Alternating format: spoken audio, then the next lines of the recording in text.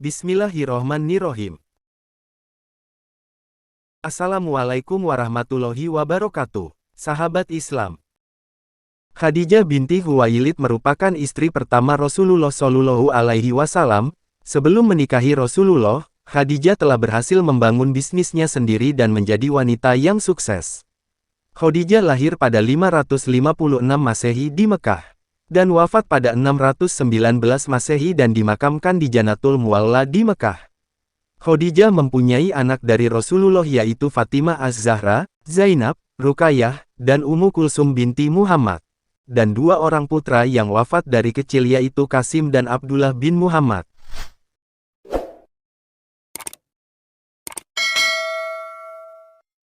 Khadijah berasal dari keluarga terpandang, Bani Hashim. Ayahnya bernama Khuwailid dan ibunya bernama Fatimah. Ia tumbuh menjadi gadis yang pandai dan bijaksana. Khadijah merupakan seorang pengusaha yang memiliki banyak karyawan, yang mana usahanya tersebut telah sampai ekspor ke luar negeri seperti Syam, Irak, Persia dan Romawi. Ia merupakan pengusaha yang terkenal di kalangan masyarakat Mekah. Dirinya sering bekerja sama dengan para pedagang Mekah dengan cara membagi hasil. Para pedagang Mekah sering membawa barang dagangan Khadijah untuk dijual kembali, dan nantinya hasil dari keuntungannya dibagi sesuai kesepakatan. Khadijah diceritakan tidak ikut menyembah berhala suku Quraisy. Hal ini terungkap saat Khadijah menghadiri festival yang diadakan Quraisy di sekitar Ka'bah. Peserta acara yang kebanyakan perempuan menyembah berhala Hubal yang dianggap dewa ramalan. Walau ikut dalam festival, Khadijah tidak ikut menyembah Hubal meski datang ke festival. Saat di festival itulah, ada orang tua yang menyeru kepada peserta acara. Dalam seruannya dia mengatakan, telah hadir seorang utusan Tuhan di antara Quraisy. Jika mereka punya kesempatan menikahinya, maka lebih baik segera dilakukan. Seruan orang tua ini disambut ejekan, lemparan batu, dan tindakan tak menyenangkan lain dari para peserta. Khadijah mempertimbangkan seruan adanya utusan Tuhan. Khadijah tidak ikut melakukan hal kurang menyenangkan pada orang tua di festival tersebut. Dia justru terlihat tenang, bijak, dan mempertimbangkan tiap kata dari orang tua Yahudi itu. Momen ini seolah menandai takdir Khadijah selanjutnya menjadi yang pertama meyakini kebenaran wahyu Allah Subhanahu wa Ta'ala dan memeluk Islam. Ketika peristiwa ini terjadi, Khadijah telah menjadi pedagang sukses yang kaya dan rendah hati. Dia juga dermawan terhadap hartanya pada orang lain yang membutuhkan. Sosoknya menjadi inspirasi di kalangan Quraisy untuk memiliki karakter jujur, bijak, dan pekerja keras. Suatu hari, dalam hatinya ia merasa kesepian. Ia membutuhkan seorang pendamping setelah sekian tahun hidup sendiri. Hingga akhirnya ia bermimpi yang sama, berulang kali. Dikisahkan, suatu malam Khadijah bermimpi matahari turun dari langit menuju halaman rumahnya. Matahari tersebut kemudian bersinar terang memancarkan cahaya dari dalam rumah. Saat terbangun di pagi hari, Khadijah merasa penasaran atas mimpi itu. Ia pun menemui saudaranya yaitu Warakah bin Naufal, yang terkenal karena keahliannya dalam menafsirkan mimpi. Mendengar yang diceritakan Khadijah, Warakah tersenyum tenang dan meminta Khadijah untuk tidak khawatir. Pasalnya, mimpi tersebut menunjukkan hal baik dalam kehidupan Khadijah. Bahwa matahari dalam mimpinya, menunjukkan bahwa Nabi yang penuh kedamaian dan keberkahan yang kedatangannya telah diramalkan, akan memberi cahaya di dalam rumahnya. Nabi tersebut akan membawa rahmat dan kebahagiaan dalam kehidupan Khadijah.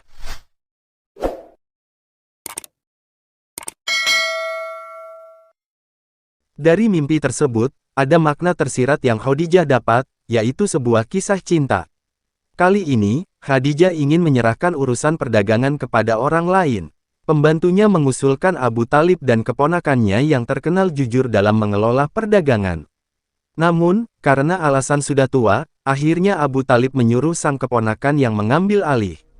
Khadijah mendengar kabar tentang pemuda yang sangat terpercaya di kalangan Arab bernama Muhammad. Beliau terkenal dengan sifatnya yang jujur. Hal ini menarik perhatian Khadijah untuk bekerja sama dengannya, karena dahulu Rasulullah Shallallahu Alaihi Wasallam selalu ikut pamannya untuk berdagang. Dengan perintah tersebut, pemuda yang akhirnya diketahui Khadijah sebagai Muhammad, pergi ke kediaman Khadijah. Kontrak kerja pun terjadi. Muhammad akan menjadi pemimpin kafilah dagangnya menuju Syam. Khadijah pun mengirim Rasulullah sebagai pemimpin kafilah dagang ke negeri Syam. Seorang budak kepercayaan Khadijah bernama Maisarah ikut serta dalam kafilah tersebut. Dalam perjalanan, seorang rahib Yahudi yang dikenal memiliki wawasan agama yang luas, ia bertanya kepada Maisarah, siapa gerangan pemimpin kafilah dagang yang ikut serta di dalamnya. Maisarah pun mengabarkan tentang reputasi Rasulullah yang dikenal jujur dan cerdas. Kemudian ia mengatakan, orang tersebut merupakan bakal jadi nabi yang diutus Allah. Segala pengalaman Maisarah dalam mengikuti kafilah dagang Rasulullah pun dikabarkan kepada Khadijah. Maisarah bahkan mengatakan, melihat dua malaikat membawa awan di atas kepala Nabi untuk melindunginya dari terik matahari. Semakin hari, Khadijah semakin terkesan dengan kepribadian Rasulullah. Ia pun berkeinginan untuk membangun rumah tangga bersama Muhammad yang kala itu belum diangkat menjadi Rasul Allah. Ketika rombongan kafilah melewati rumahnya, Khadijah mencari-cari pemuda tersebut. Ia melihat pemuda itu yang paling bersinar di antara banyaknya kerumunan orang. Seketika, hati Khadijah berdebar-debar. Cahaya yang terpancar dari pemuda itu membawa ketenangan dan keteduhan bagi hatinya. Khadijah akhirnya menyadari bahwa ia telah jatuh hati pada pemuda tersebut. Khadijah begitu memendam perasaannya. Ia tak ingin membiarkan orang lain tahu bahwa ia merindukan pemuda itu, Rasulullah Shallallahu Alaihi Wasallam. Ia begitu senang mendengarkan para pembantunya menceritakan kebaikan Muhammad. Baginya, semua benda yang berawalan mim membuat hatinya berdesir.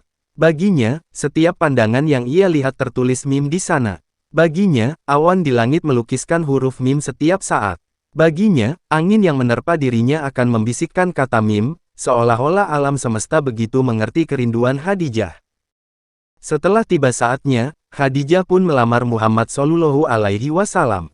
Khadijah mengutus seorang sahabatnya, yang bernama Nafisah binti Umayyah, yang juga masih berkerabat dengan Rasulullah Shallallahu Alaihi Wasallam. Rasulullah pun menerima tawaran Nafisah untuk menikahi Khadijah.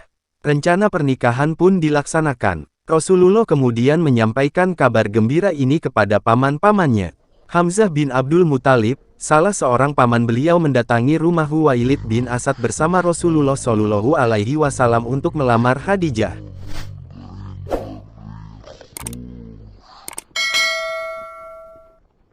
Setelah proses lamaran, Emirat Quraisy atau Putri Quraisy tersebut akhirnya resmi menjadi istri Rasulullah. Bahkan seluruh jagat raya seperti ikut merayakan hari bahagia tersebut. Muhammad begitu dicintai Khadijah, dan seluruh keluarganya. Pernikahan Rasulullah dan Khadijah digelar 2 bulan setelah Rasulullah pulang dari Syam. Akad nikahnya dihadiri oleh Bani Hashim dan para pembesar Bani Mudar, dengan mahar 20 ekor onta muda. Khadijah adalah perempuan pertama yang dinikahi Rasulullah dan beliau tidak pernah menikah lagi dengan perempuan lain kecuali setelah Khadijah meninggal dunia. Semua putra-putri Rasulullah dilahirkan oleh Khadijah, kecuali Ibrahim yang dilahirkan oleh Maria Al-Qibtiyah. Putra pertama adalah Qasim, sehingga beliau dipanggil Abu Qasim. Qasim meninggal waktu masih kecil. Kesedihan menyelimuti rumah dan seluruh keluarga Khadijah. Hari-hari sulit itu pun membuat Khadijah dan Muhammad semakin dekat. Rasulullah selalu menemani dan menghiburnya. Setelah kejadian itu, Khadijah berturut-turut melahirkan putri-putri Rasulullah yaitu Zainab, Ruqayyah, Ummu Kulsum dan Fatimah. Tak lama kemudian Khadijah melahirkan anak laki-laki lagi bernama Abdullah. Abdullah juga meninggal waktu kecil, kecuali Fatimah yang meninggal 6 bulan setelah Rasulullah meninggal. Putri-putri beliau yang lain meninggal ketika Rasulullah masih hidup. Ketika Rasulullah berumur 35 tahun orang-orang Quraisy merenovasi Ka'bah. Renovasi harus dilakukan untuk menjaga kelestarian Ka'bah yang sudah sangat tua umurnya semenjak zaman Nabi Ibrahim dan putranya Ismail alaihimussalam. Setelah banjir besar yang melanda Mekah sehingga menggenangi Masjid Haram, oleh sebab itu bangunannya harus diganti dengan yang lebih kokoh.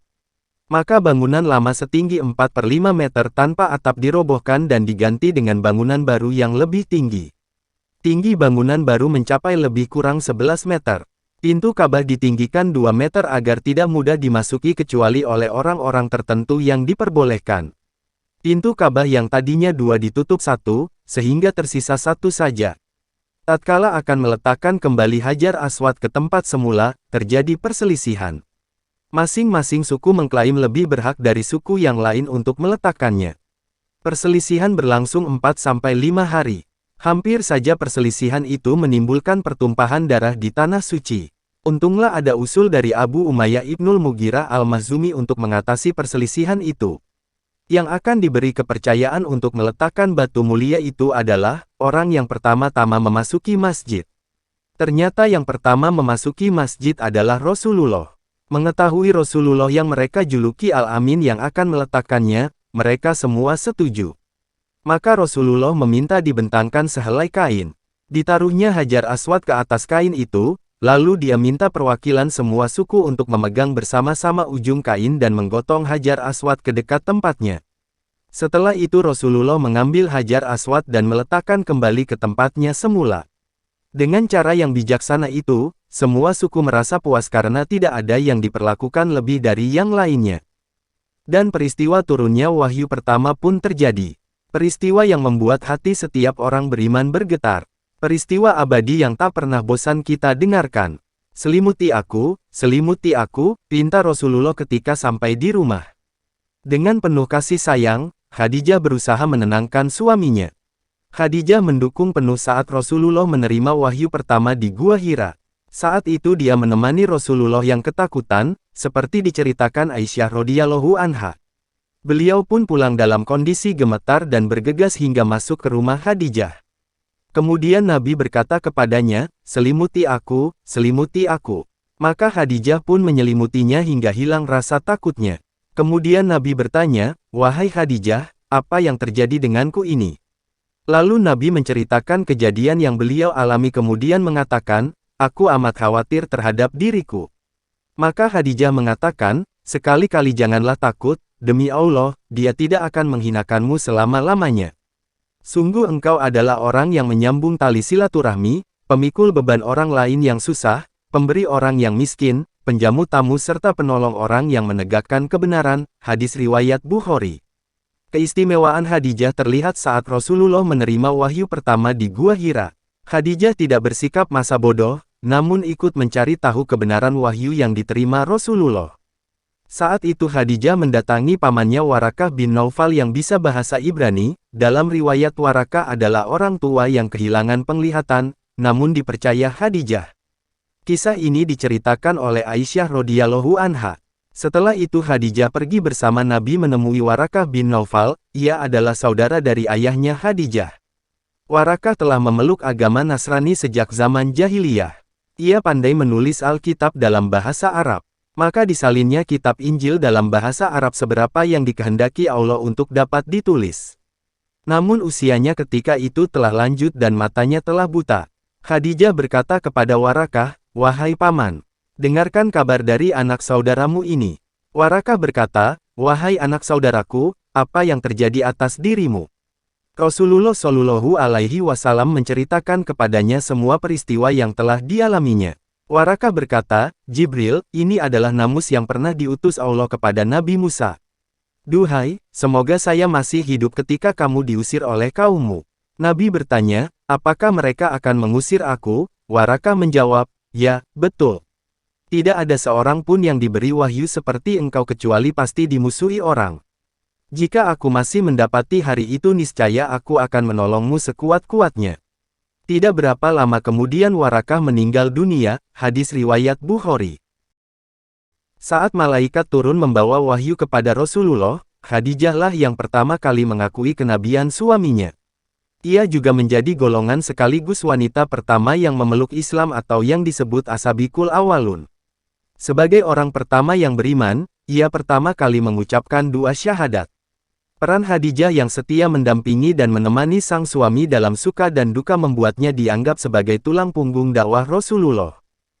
Hal itu membuat Khadijah selalu setia mendampingi suaminya, mendukungnya, dan merekalah pasangan muslim pertama di dunia. Rasulullah mulai berdakwah pada keluarga dan sahabatnya. Tak banyak yang mau mengikuti agama baru tersebut. Hinaan dan cacian ia terima. Yang paling keras dan menentang datang dari kedua pamannya, Abu Lahab dan Abu Jahal. Bahkan hinaan semakin memburuk ketika Rasulullah menyampaikan isi Al-Quran. Namun, semakin hari semakin banyak pengikut Rasulullah. Hal itu membuat geram kaum musyrikin. Akhirnya mereka membuat kesepakatan untuk memboikot Rasulullah dan pengikutnya. Boikot itu akan berakhir jika Rasulullah berhenti berdakwah dan meninggalkan agama baru itu. Di masa-masa sulit itu, Khadijah berusaha membagikan apa saja yang ia punya kepada kaum muslimin yang tertindas dan kelaparan. Semua kekayaannya terkuras habis selama 3 tahun masa pemboikotan tersebut. Setelah masa sulit itu berakhir, Khadijah jatuh sakit. Di dalam pembaringannya, ia menyebutkan segala nama baik sang suami, Rasul Allah. Sebagai istri Rasulullah, ia mendapat gelar Ummul Mukminin, ibu dari orang mukmin, dan Sayyidatun Nisa'il Alamin, penghulu para wanita di dunia pada zamannya. Khadijah adalah istri yang sangat dicintai Rasulullah. Bahkan, selama 25 tahun pernikahan mereka, Rasulullah tidak pernah menikah dengan perempuan lain. Perbedaan usia yang mencolok tidak menjadi penghalang dalam rumah tangga Khadijah dan Rasulullah. Pada suatu ketika Jibril mendatangi Rasulullah Shallallahu Alaihi Wasallam sambil mengatakan pada beliau, "Wahai Rasulullah Shallallahu Alaihi Wasallam, ini Khadijah telah datang.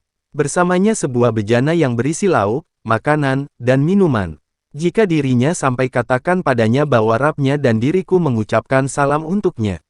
Dan kabarkan pula bahwa untuknya rumah di surga dari emas yang nyaman, tidak bising dan merasa capai." Hadis riwayat Bukhari.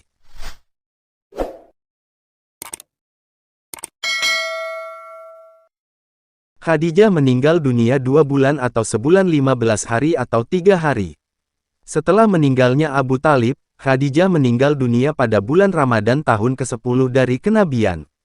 Khadijah meninggal dunia 3 tahun sebelum Rasulullah Shallallahu Alaihi Wasallam hijrah ke Madinah, dan meninggalnya sebelum peristiwa Isra Miraj. Saat itu, Khadijah dikisahkan meminta sorban yang biasa digunakan Rasulullah Shallallahu Alaihi Wasallam untuk menerima wahyu sebagai kafan. Namun sorban tersebut urung digunakan karena Khadijah menerima sorban yang dikirim malaikat Jibril.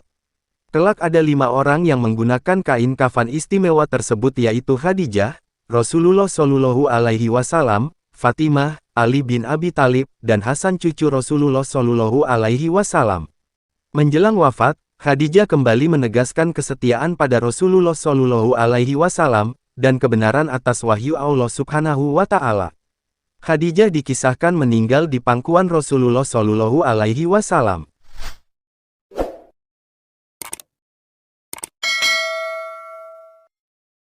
Dengan menyebut syahadat, kekasih dari kekasih Allah telah pergi, meninggalkan sang Nabi terakhir. Tahun itu disebut tahun duka cita, karena paman dan istri tercinta Rasulullah Shallallahu Alaihi Wasallam wafat. Dengan penuh kesedihan, Rasulullah menggoreskan 4 buah garis ke tanah dengan cabang pohon kurma. "Tahukah kalian apa arti 4 garis ini?" tanya Rasulullah. "Rasul Allah pasti tahu yang sebenarnya," jawab para sahabat. 4 garis ini menggambarkan 4 wanita ahli surga yang paling mulia. Khadijah binti Khuwailid, Fatimah binti Muhammad, istri Fir'aun, putri Muzahim, Asiyah, dan Maryam, putri Imran. Selama 25 tahun membina rumah tangga dengan Rasulullah, Khadijah tidak pernah dimadu. Rasulullah baru menikah lagi setelah ia meninggal. Hal itu menjadi salah satu keistimewaan Sayyidah Khadijah. Wallahu a'lam bishawab.